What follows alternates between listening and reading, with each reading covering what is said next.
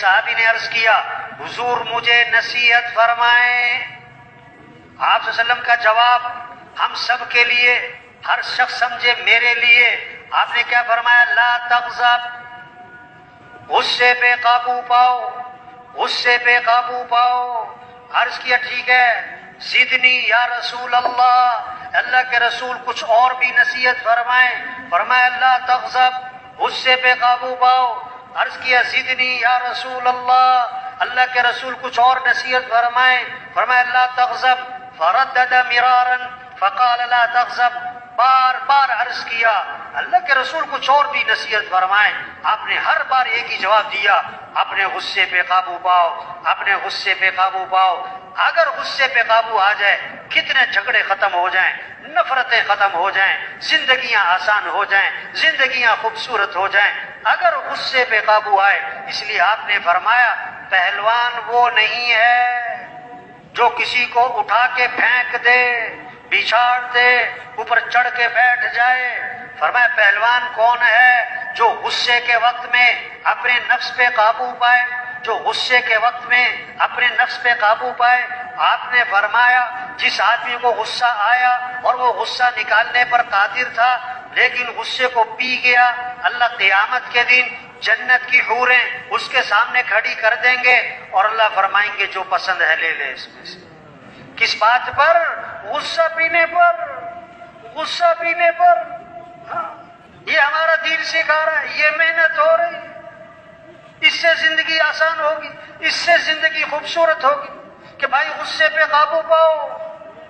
بہت سی باتیں طبیعت کے خلاف آتی ہیں، بہت سی باتیں طبیعت کے خلاف، گھر میں، بازار میں، دفتر میں، جماعت میں، بہت سی باتیں اونچ نیچ، جو صبر برداشت۔ حضور صلی اللہ علیہ وسلم کے بارے میں کیا آتا ہے؟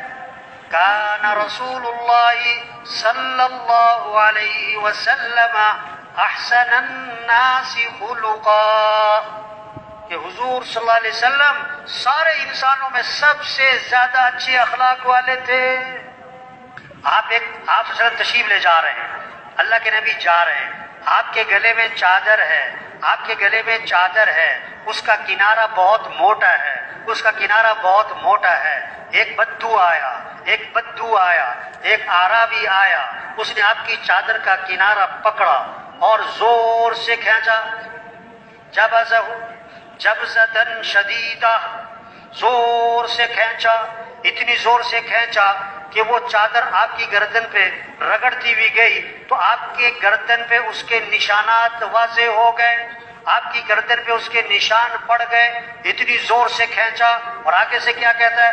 مرلی من مال اللہ الذی عندک، جو اللہ نے آپ کو مال دیا اس میں سے مجھے بھی تو کچھ دے۔ یہ مانگنے کا انداز دیکھو اس کا۔ آپ تشریف لے جا رہے ہیں، آپ کی چادر کا کنارہ پکڑا، زور سے کھینچا، کنارہ اتنی زور سے رگڑ لگائی کہ آپ کے گردن پہ نشان پڑ گئے، اور آگے سے کہتا ہے مجھے کچھ دو، مجھے کچھ دو۔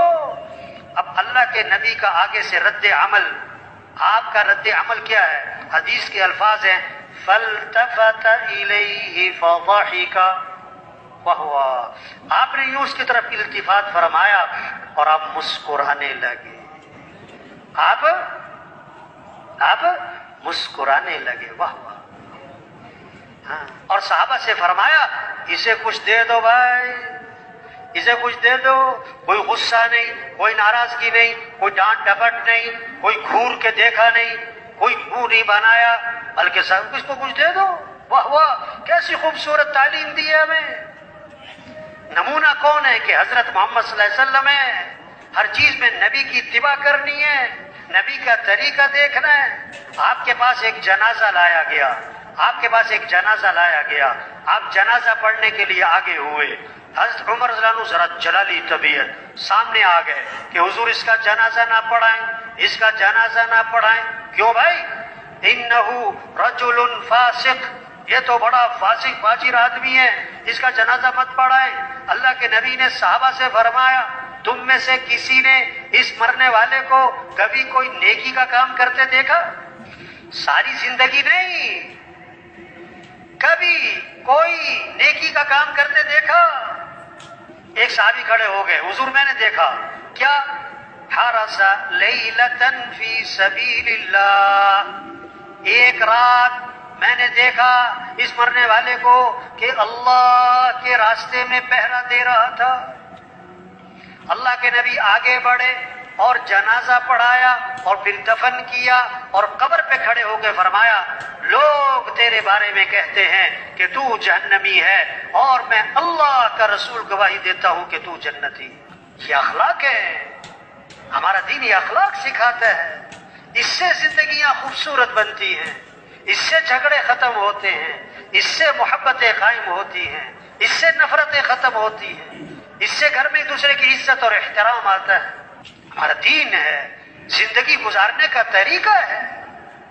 دین کوئی فن نہیں ہے، کوئی فلسفہ نہیں ہے، کوئی تقریریں نہیں ہیں، صرف کتابیں نہیں ہیں۔ دین تو ایک زندگی ہے کہ زندگی کیسے گزارنی ہے، کہ اس دین میں ساری خیریں رکھی ہوئی ہیں، ساری برکتیں رکھی ہوئی ہیں، سارے مسئلوں کا حل رکھا ہوا ہے کہ ہم دین پر آئے، اخلاق اچھے بنائیں۔